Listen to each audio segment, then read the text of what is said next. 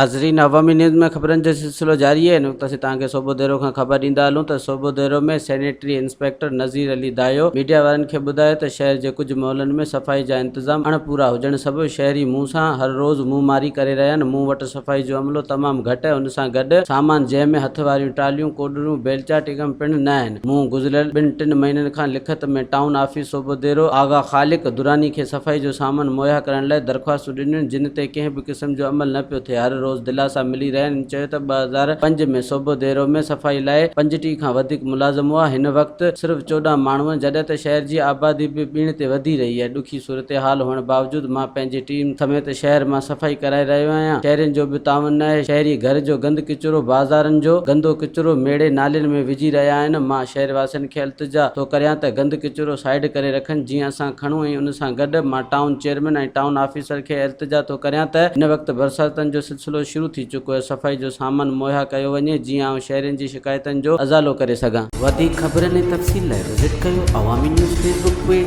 YouTube page ऐं अवामी news website.